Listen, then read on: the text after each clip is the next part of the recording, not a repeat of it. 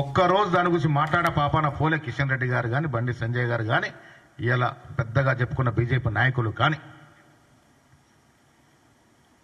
విభజన హామీలు మీకు పట్టవు, రాష్ట్రానికి రావాల్సిన వాటర్ల గురించి మేము మాట్లాడరు, రాష్ట్రానికి రావాల్సిన ప్రాజెక్టుల గురించి పదే మేము విజ్ఞప్తి చేసినా మీరే డెలిగేషన్ లీడ్ చేయండి ప్రధానమంత్రి వరకు మేము వస్తామంటే కూడా మీకు పట్టదు కాక పట్టదు.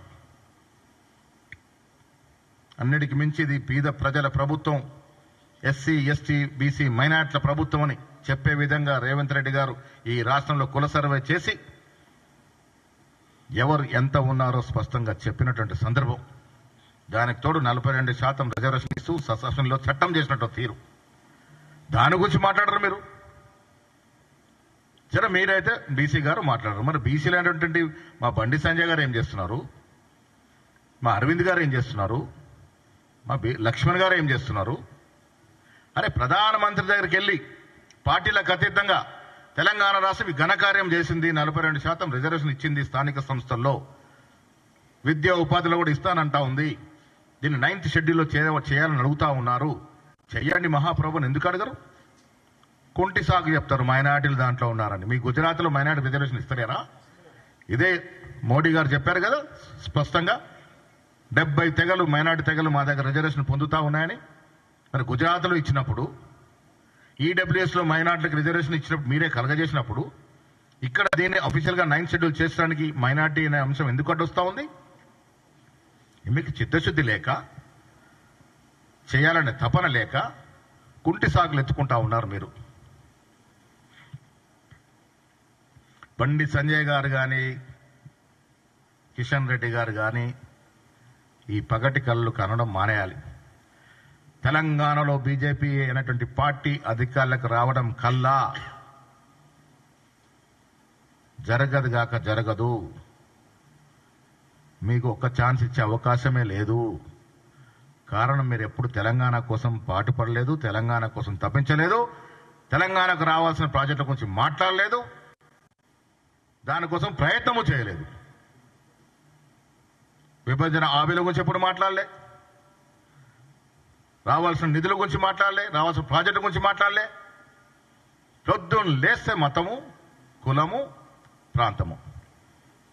11 ఏళ్లు కాలయాపన జరిగింది మతం పేరిట. ఇంకా ప్రజలు మిమ్మల్ని ఆదరిస్తారనుకుంటే అది పొరపాటే అవుతుంది కిషన్ రెడ్డి గారు.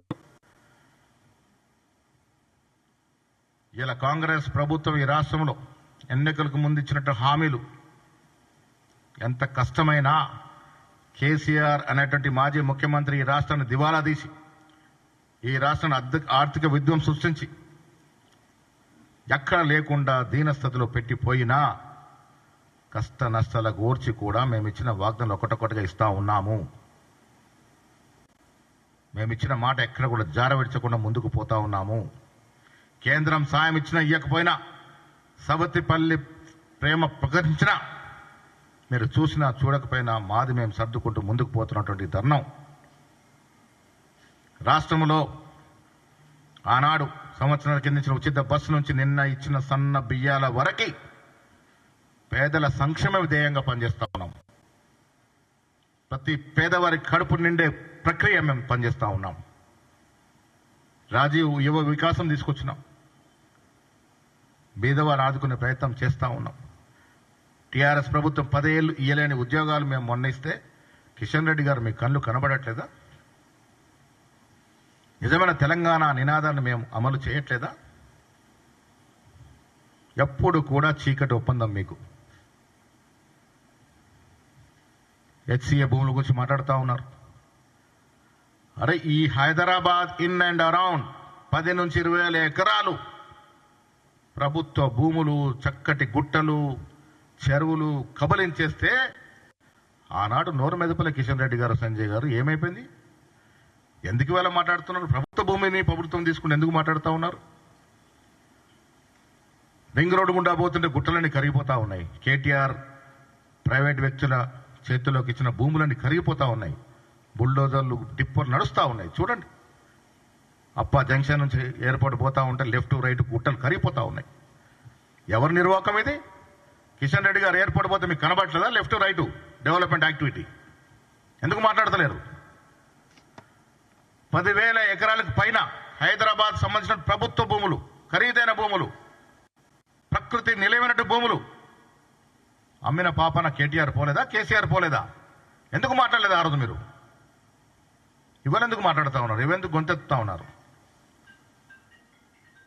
ఎన్ని లక్షల ఎకరాలు ఈ రాష్ట్రంలో డిఫారెస్ట్ అయినాయి. ఫారెస్ట్ భూములు ఎన్ని లక్షల ఎకరాల భూముల్ని ప్రైవేటు పరం చేశారు గత ప్రభుత్వం. కేంద్రంలో మంత్రి ఉన్న మీరు ఎందుకు మాట్లాడలేదు? అప్పుడు కళ్ళు మూసుకున్నాయా, నోరు మూతపడిందా? ఇవన్నెందుకు మాట్లాడుతూ ఉన్నారు?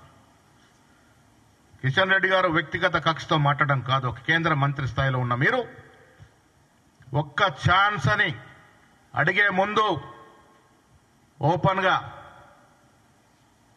పత్రికల ముందు వచ్చి మీరు ఏం చేశారు ఈ తెలంగాణ కోసం, మీరు ఎమ్మెల్యేగా కేంద్ర మంత్రిగా ఇన్నేళ్ల రాజకీయ ప్రస్థానంలో తెలంగాణ కోసం ఏం చేశారో ఒకసారి వైట్ పేపర్ ఇవ్వాల్సిందిగా నేను డిమాండ్ చేస్తా ఉన్నాను. మీరు కానీ మీ బీజేపీ పార్టీ కానీ తెలంగాణ రాష్ట్రం కోసం చేసిందేమి, తెచ్చిందేమి, ఒక్కసారి వైట్ పేపర్ రావాలి. మీరు శ్వేతపత్రం ప్రకటించాలి. ఆ తర్వాతే ఒక్క ఛాన్స్ గురించి అడగాలి. మంత్రులుగా ఉండి సంజయ్ గారు మంత్రి అనే స్థాయి కూడా మర్చిపోయి అక్కడేదో ఉనికిపోతా ఉందని విచ్చలుడిగా మాట్లాడుతూ ఉన్నారు. ఏఐసిసి నడుపుతుంది రాష్ట్రాన్ని అంటా ఉన్నారు. నేను మీ ద్వారా బండి సంజయ్ అడుగుతా ఉన్నారు. అమిత్ షా, మోడీ అనుగ్రహం అయితే బ్రేక్ఫాస్ట్ కూడా చేయరు మీరు. మీ పరిస్థితి తెలియదా? అమిత్ షా చెప్పులు తీసి చెప్పులు తొడిగినటువంటి పరిస్థితి మీది. కేంద్ర నాయకులకి చెప్పులు తడినటువంటి పరిస్థితి. ఫోటోలు, వీడియోలు చూడలేదా మనం? మాది ప్రజాస్వామ్యాన్ని నమ్ముకున్న పార్టీ. సమిష్టి నిర్ణయాలు ఉంటాయి. ఎస్, భాజపా, ఏఐసిసి, పిసిసి కలయికతో నిర్ణయాలు చేస్తాం. మాదొక పద్ధతి. ఇలా మా ప్రభుత్వం ఉంది ఇక్కడ. ఉన్నప్పుడు కూడా మీనాక్షి నటరాజన్ వచ్చి అందరికి విన్నతులు, అందరు చెప్పే విషయాలు ఎందుకంటా ఉన్నాం? ఇది ప్రజాస్వామ్యం.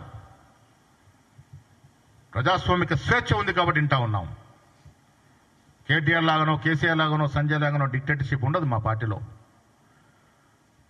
ఏ నిర్ణయమైనా సమిష్టిగా చేస్తాం. ఆ అలవాటు ఉంది మాకు. ప్రజా సంక్షేమ కార్యక్రమాల్లో కాంగ్రెస్ పార్టీ దూసుకుపోతా ఉంటే మాట్లాడరు. 10 ఏళ్ళు 60,000 ఉద్యోగాలు ఇవ్వాలని పరిస్థితి కేటీఆర్ది అయితే, కేసీఆర్ది అయితే మేము 11 మాసాలు 60,000 ఉద్యోగాలు ఇచ్చాం. ఒక్కసారి కితాబు ఇవ్వండి దానికి. ఉచితంగా మహిళా బస్సు అనేది చరిత్రాత్మక నిర్ణయం. సన్న బియ్యాలు కేంద్రం మోడీ ఫోటో పెట్టుకోవాలంటాడు సంజయ్.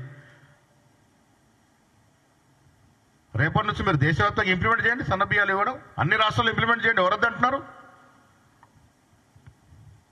సన్న బియ్యాల కార్యక్రమం అన్ని రాష్ట్రాల్లో పెట్టండి. కనీసం మీ అధికారం రాష్ట్రాల్లో పెట్టండి. అది చేత కాదు కానీ ఇక్కడ మోడీ ఫోటో పెట్టాలంటారు.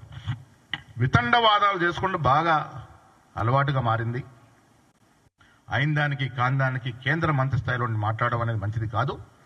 ఎస్, ప్రభుత్వం నడిపే విధానంలో ఇక్కడ లోపాలు జరిగితే ఇంతకుముందు ముఖ్యమంత్రి గారు చెప్పారు, ఇవాళ నేను చెప్తా ఉన్నాను, మాకు బేసిజాలకు పోయేది లేదు.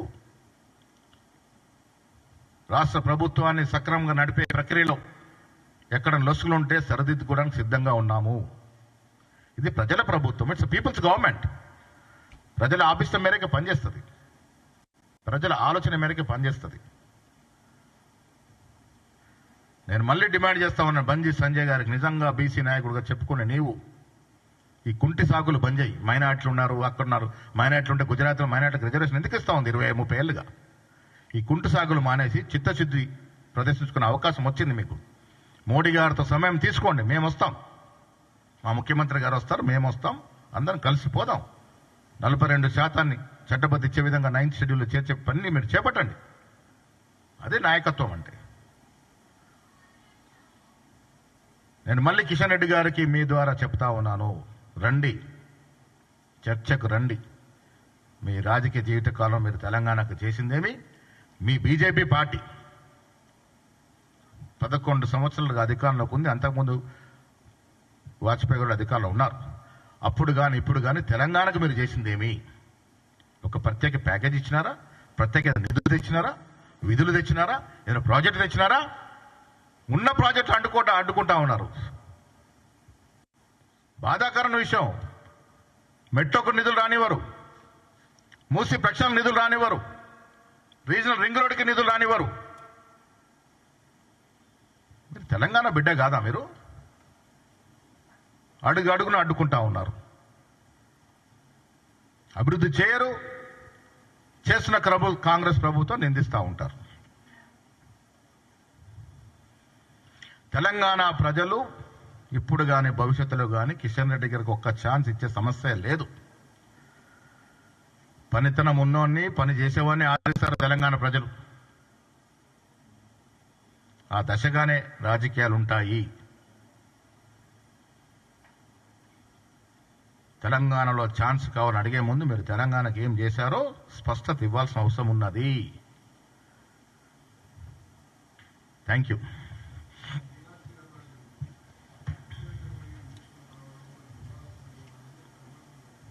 వివాదాస్పదం చేస్తున్నటువంటి వ్యక్తులకి నేను విజ్ఞప్తి చేస్తా ఉన్నాను. సెక్రటేరియట్లో అందరూ కలవచ్చు.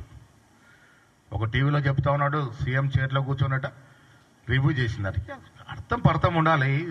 వీడియోలు రిలీజ్ చేసే ముందు కొంత జర్నలిజం విలువలు పాటిస్తే మంచిదని మీ అందరూ విజ్ఞప్తి చేస్తా ఉన్నాను. నేను కూడా ఉన్నాను ఆ సమావేశంలో. బట్టి గారి ఛాంబర్కి పోయినాము. యాంటీ రూమ్లో బట్టి గారు, పొంగులేటి శ్రీనివాసరెడ్డి గారు, శ్రీధరబాబు గారితో నేను, మీనాక్షి గారు, వంశచంద్ర గారు, ఇంకిద్దరు సోషల్ యాక్టివిస్ట్ కలిసినాము. ప్రభుత్వ వాదన విన్నాము. 400 ఎకరాలు ఏం చదివించుకున్నారు, ఎందుకు చదివించుకున్నారు అవన్నీ విన్నాము.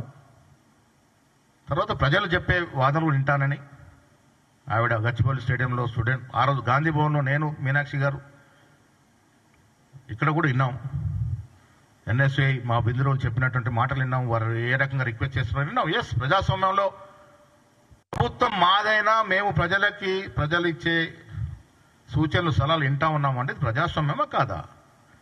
పోయిన కేసీఆర్ ప్రభుత్వం ఎలాంటిది ఉండేనా? ఎన్ని ఎకరాలు బుల్డోజ్ చేశారండి, ఎన్ని వేల ఎకరాలు బుల్డోజ్ చేశారు హైదరాబాద్లో.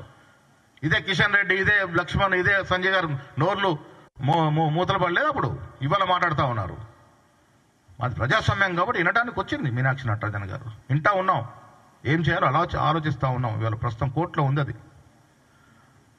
ఒక పేపర్లో వచ్చింది నన్ను వద్దన్నారని, మీనాక్షి గారు నన్ను వద్దన్నారని. నేను శ్రీరామనవమి కోసం ఊరికి పోతా ఉంటే నెక్స్ట్ రోజు అది వద్దనే వాళ్ళు మొదటి రోజు వద్దనాలి కదా, మరి మొదటి రోజు నన్ను ఎందుకు కూర్చోబెట్టుకున్నారు? నేను మీనాక్షి కదా కలిసింది. సెకండ్ రోజు కూడా ఉండమంటే నేను ఉండట్లేదమ్మా, వంశీ ఉంటాను నీతో చెప్పాను. నేను వంశపారంపర్యంగా మా తండ్రి గారు కట్టిన గుడిలో పూజ కాబట్టి నేను పోవాల్సి వస్తూ ఉంది. శ్రీరామనవమి నేను ఉండలేకపోతాను, నేను అడిగి తీసుకున్నాను. నన్ను వద్దన్నదని ఒక పేపర్లో. దయచేసి మీ అందరికి ఒక రిక్వెస్ట్, తప్పులు చేస్తే ఎత్తి చూపే అధికారం మీకుంది. అదే మీ డ్యూటీ. ఎత్తి చూపండి. తప్పులు చేసినప్పుడు ఎత్తి చూపండి. ఏ తప్పు చేయకుండా బట్టగాల్సి, అంటే రాజకీయ నాయకులు వేయడం వేరు, మీరు కూడా బట్టగాల్సి చేస్తారంటే ఎట్లా? వాస్తవాలు రాయండి, తప్పులుంటే కూడా రాయండి. మేము స్వాగతిస్తాం. ప్రజాస్వామ్యం ఇది. మీరు రాసే ప్రతిదాన్ని స్వాగతిస్తాం. తప్పులు రాసినప్పుడు డెఫినెట్గా స్వాగతిస్తాం. కానీ లేనిది ఉన్నట్టు, ఉన్నది లేనట్టు రాస్తే ఏమవుతుందంటే విలువలు పడిపోతాయి. దయచేసి అర్థం చేసుకోండి.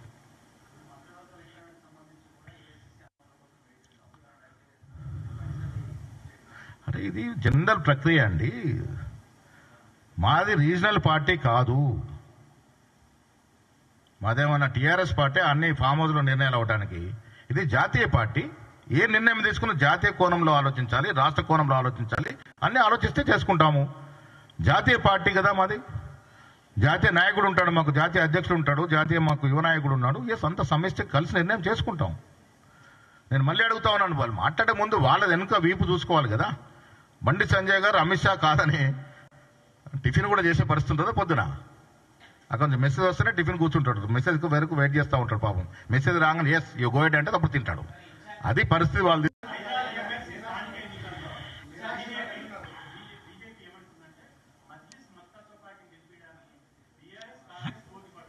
మేము ఎక్కడ చెప్పామా మజ్లిస్కి పార్టీకి మద్దతు ఇస్తున్నామని? మాకు సంఖ్య లేదు కాబట్టి మేము పోటీలో లేము.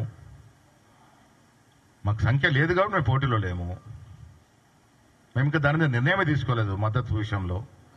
వారికి వారే ఊహించుకొని మాట్లాడుకుంటే ఎట్లా? వాళ్ళు ఏ మద్దతు ఉందని, ఏ మద్దతు దొరుకుతుందని మద్దతు సంఖ్య లేకుండా ఇలా నామినేషన్ వేశారు. ఇది తొండితనం కదా? సంఖ్య లేకుండా ఎట్లా నామినేషన్ వేశారు? ఎవరు మద్దతు తీసుకొని గెలుస్తాం అనుకుంటున్నారు? వాళ్ళు జవాబు చెప్పాలా ఫస్ట్. మాకు సంఖ్య లేదు. ఎస్, సంఖ్య లేదు కాబట్టి మేము ఇలా పోటీలో లేదు.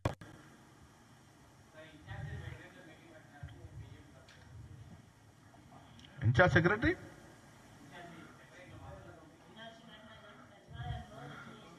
రివ్యూ అదే అక్కడే మీరు తాను అర్థం చేసుకోవాల్సిందే. ఇన్ఛార్జ్ సబ్ కమిటీ ఏదైతే ముఖ్యమంత్రి గారు వేసినారో వారిని కలిసి HU 400 ఎకరాల విషయంలో వారు ఏం చెప్తారో వినడానికి సెక్రటరీ పోయినాము. It's not at all A review meeting. బట్టి గారు ఛాంబర్లో యాంటీ రూమ్లో కలిసి చెప్పడం జరిగింది. వారు ఇచ్చే వివరణ వారు మంత్రి వాళ్ళు ఇచ్చారు. ఏ రకంగా ఇది జరిగింది, ఎప్పటి నుంచి ల్యాండ్ ఎట్లా ఉంది, ఇది అసలు ల్యాండ్ చంద్రబాబు నాయుడు గారు IMG భారత్కి ఇస్తే ఆనాడు రాజశేఖర రెడ్డి గారు దాన్ని రద్దు చేశారు. తర్వాత కోర్టుకు పోయిన ధర్మిలా అది ఇవాళ ప్రభుత్వానికి ఏ రకంగా వచ్చింది ఇవన్నీ చెప్పడం జరిగింది. మీనాక్షి నటరాజన్ గారు వారి వాదన విన్నారు, స్టూడెంట్ ఒక వాదన విన్నారు, సివిల్ సొసైటీస్ ఒక వాదన విన్నారు. ప్రజాస్వామ్యం నమ్ముకునే పార్టీ కాబట్టి అందరి వాదనలు వింటాం కూడా.